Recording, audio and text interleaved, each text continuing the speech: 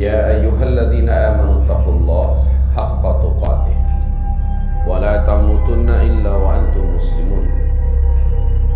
وقال سبحانه وتعالى يا أيها الناس اتقوا ربكم الذي خلقكم من نفس واحدة وخلق منها زوجها وبث منهما رجالا كثيرا ونساء واتقوا الله الذي تساءلون به والأرحام إن الله كان عليكم رقيبا. وقال يا أيها الذين آمنوا اتقوا الله وقولوا قولا سديدا يصلح لكم أعمالكم ويغفر لكم ذنوبكم ومن يطع الله ورسوله فقد فاز فوزا عظيما. اللهم ارحمنا بالقرآن. وقال النبي صلى الله عليه وسلم إنما الأعمال بالنيات وإنما لكل امرئ ما نوى فمن كانت هجرته إلى الله ورسوله فهجرته إلى الله ورسوله ومن كانت هجرته لدنيا يصيبها أو امرأة ينكحها فهجرته إلى ما هاجر إليه وبعد. Segala puji dan syukur kepada Allah Subhanahu wa taala atas nikmat iman dan hidayah Islam yang dipercayakannya kepada kita semua. Semoga sampai akhir hayat hidayah dan nikmat iman ini tetap dapat kita pertahankan dan kita menjadi hamba-hamba Allah yang mukmin haqqan. Amin. Salawat dan salam kita untuk kekasih Allah Muhammad Rasulullah sallallahu alaihi wasallam, amma ba'du. Masyiral muslimin wal muslimat sekalian hamba-hamba Allah yang semoga senantiasa dalam rahmat Allah.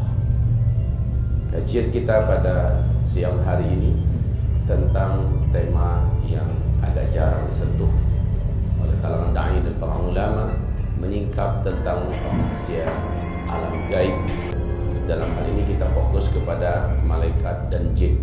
Maka kita memulai dengan alam gaib yang paling rendah, yaitu alam gaib dari bangsa jin. Masyiral muslimin, seperti yang ada dalam slide kita, Allah Subhanahu wa taala menyebutkan tentang alam gaib ini dalam Al-Qur'an surah Al-Hasyr pada ayat yang ke-22. A'udzu billahi as-sami'il 'alim minasyaitonir rajim. Wallahu alladzi la ilaha illahu 'alimul ghaib wasyahadah. 'Alimul ghaib wasyahadah, yang mengetahui segala apapun yang gaib dan segala apa yang tampak. Dalam hal ini ibarat Allah yang kami muliakan, yang gaib adalah segala sesuatu yang oleh panca indera makhluk hidup, oleh manusia tidak dapat dijangkau, sementara dia ada. Maka ini adalah perkara yang gaib. Ibarat Allah yang kami muliakan, Allah memerintahkan kita untuk wajib mengimani yang gaib ini. Hal ini Allah sebutkan juga di dalam surat Al-Baqarah pada ayat yang ketiga, alladzina yu'minuna bil ghaib, orang-orang yang mereka beriman dengan hal-hal yang gaib. Taib, perkara gaib yang ingin kita perbincangkan sekarang yaitu yang berkaitan dengan jin terlebih dahulu. Tentu saja setelah itu kita akan mengkomparasikannya atau memperbandingkannya dengan malaikat. Apa sih pentingnya untuk kita mengetahui hal ini? Urgennya apa? Kemudian dalam keseharian kita singgungannya di mana? Masya Allah, kaum muslimin yang kami muliakan. Untuk kita ketahui bersama, Allah Subhanahu wa taala mengumumkan kepada kita di dalam ayat yang sangat banyak dalam Al-Qur'an, seperti firman Allah, innama dzalikumus syaitan aduwwun lakum fattakhiduhu aduwwa. Allah mengatakan kamu punya musuh, dan musuh itu teramat sangat nyata, walaupun dia tidak nyata secara fisik karena tidak dapat dilihat oleh kedua mata kita, tidak dapat didengar oleh kedua telinga kita, tidak dapat diraba dan disentuh oleh tangan kita, tetapi mereka sangat nyata kebencian dan bahaya mereka buat kita. Namanya musuh, mereka tidak akan pernah membiarkan kita dalam keadaan senang. Hidup ini akan dibuatnya susah. Walaupun kita sudah kafir kepada Allah, apakah kita fikir musuh sejati kita itu yakni syaitan dari bangsa jin akan diam dan berpangku tangan, ini udah pasti masuk neraka, nggak usah diganggu lagi. Enggak. Walaupun dia sudah kafir, tetap saja yang namanya manusia dibenci oleh syaitan jin. Kaum muslimin hamba-hamba Allah yang kami muliakan, sebelum yang bersangkutan dapat digiring dan masuk ke dalam neraka, selama hidup di dunia, secara fisik pun yang bersangkutan akan tetap disakiti oleh syaitan jin ini. Dalam hal ini ibarat Allah yang kami muliakan, fenomena bukti adanya keberadaan jin dan syaitan itu, dan kita lihat interaksi mereka yang zalim pada manusia. Yang pertama, kasus adanya beberapa kesurupan pada sebahagian manusia tertentu. Sebagaimana juga terjadi mediasi di mana terjadi pembicaraan antara orang yang meruqyah orang yang sedang kesurupan dengan jin dan syaitan melalui tubuh orang yang disusupinya ini. Kemudian proses keluarnya jin atau syaitan dari tubuh ini menandakan ada. Seperti Rasulullah SAW pernah memukul dada salah seorang sahabat yang datang kepada Nabi, "Ya Rasulullah, salat saya kenapa sering lupa rakaat, lupa bacaan." Maka Nabi SAW mengatakan, "Mendekatlah." Ketika sahabat ini mendekat, Nabi langsung menepuk dadanya dengan keras. Dan apa kata Rasulullah? "Ukhruj ya adu Allah." Ukhruj ya adu Allah. Keluarlah kamu wahai musuh Allah. Lihat bagaimana Rasulullah SAW perintahkan, keluarlah kamu wahai musuh Allah. Jelas ini yang disuruh keluar adalah jin dan syaitan. Ibarat Allah, hamba-hamba Allah sekalian yang kami muliakan, sesungguhnya Rasulullah bersabda dalam hadis Sahih Bukhari, sesungguhnya setiap manusia itu terlahir dalam keadaan fitrah. Seluruh manusia, mau dia dari keturunan orang Yahudi, mau dari keturunan orang Nasrani, atau dari orang yang tanpa agama sekalipun, mereka terlahir dalam keadaan fitrah, lurus, tidak menyimpang, dan tidak ada yang tidak normal, semuanya standar. Fajtalatsuhumus syayatin. Lalu syaitan-syaitan dari bangsa jin lah yang menjadikan mereka itu menyimpang dari fitrah mereka. Coba lihat sekarang, maraknya perilaku zina. Bahkan bukan hanya dilakoni dan digeluti oleh orang dewasa saja. Anak-anak kecil pun sudah mulai melakoni adegan-adegan zina seperti layaknya suami istri. La haula wala quwata illa billah. Ini tidak normal. Tapi itu terwujud sekarang ini.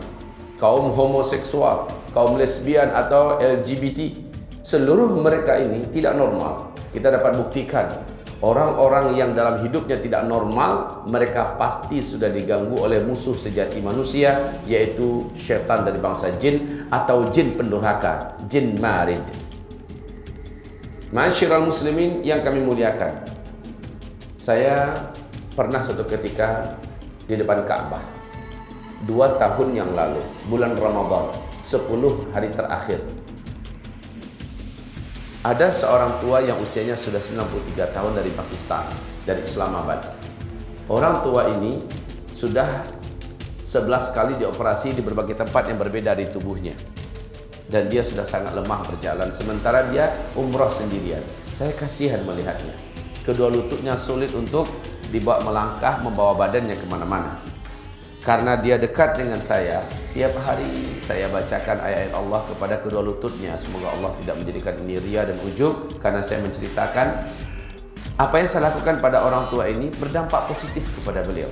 Di mana saya teringat 3 hari terakhir menjelang saya berpisah dengan bapak ini, dia sudah sesekali sudah mulai meninggalkan tongkat dan berjalan tanpa tongkat. Padahal sebelumnya dia tidak pernah melepaskan tongkat itu.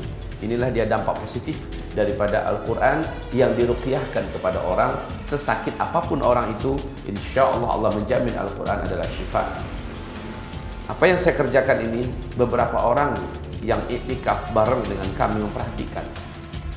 Lalu ada yang mulai konsultasi dengan saya tentang masalah ruqyah, tentang masalah penyakit dan segala macamnya. Saya sampaikan kepada mereka, apabila Bapak Ibu ingin melihat beberapa pembelajaran daripada kami tentang masalah ruqyah dan Al-Quran adalah syifa dan sebagainya, silahkan rujuk di YouTube, di mana ada kajian-kajian kita khusus tentang masalah bagaimana sembuh dengan Al-Quran. Hamba-hamba Allah yang kami muliakan, akhirnya ada seorang lelaki dalam usia 28 tahun. Lelaki ini tinggi, gagah, orang Mesir. Dan dia dekat kepada saya, lalu berkata, mula-mula dia panggil saya Sayyid, ya Sayyidi. Apa yang kau lakukan pada bapak itu? Saya katakan, saya meruqyahnya dengan ayat Allah dan dengan doa-doa Nabi. Lalu beliau berkata, apakah ruqyah ini bisa menghilangkan sebuah kecanduan yang saya sudah benci? Apa kecanduan kamu? Saya tanya. Saya sangat candu dengan rokok. Dan saya benci dengan rokok, tapi saya tidak bisa melepaskannya. Dia mengatakan, saya datang dari Mesir kemari untuk mengumpulkan uang. Saya mau menikah. Mungkin Tuhan tidak percaya kalau di Mesir itu biaya nikah sangatlah mahal, maharnya tinggi. Dia nggak tahu kalau saya juga dari alumni Mesir, Al-Azhar. Lalu saya katakan kepadanya, terus gimana? Saya datang kemari untuk cari uang, niat saya mengumpulkan mahar dan saya ingin menikah. Tetapi bagaimana uang akan terkumpul? Hari demi hari seluruh uang gaji saya habis oleh rokok. Saya baru bisa berhenti merokok hanya ketika sedang tidur, ketika sedang sholat, ya. Bahkan makan pun rela saya telantarkan demi mempertahankan agar tetap saya bisa merokok. Jadi kayaknya nyambung aja terus rokoknya itu. Lalu dia berkata, demi Allah, saya sudah tidak sanggup lagi seperti ini berlama-lama. Saya tahu rokok ini tidak baik, tetapi saya tidak mampu meninggalkannya. Saya sudah mencoba berulang, mencoba dan terus mencoba dan gagal lagi. Saya katakan, apakah ini asli dan murni dari lubuk hati Anda yang paling dalam? Beliau mengatakan, wallah, iya demi Allah, katanya. Kalau begitu kata saya, sini, duduk tepat di hadapan saya. Saya pakai kursi lipat ya, di Tanah Haram itu kan banyak kursi-kursi lipat yang diwakafkan untuk duduk, ya. Saya duduk di atas kursi lipat itu, saya persilahkan anak muda ini untuk duduk tepat di hadapan saya dan sama-sama kami menghadap ke arah kiblat.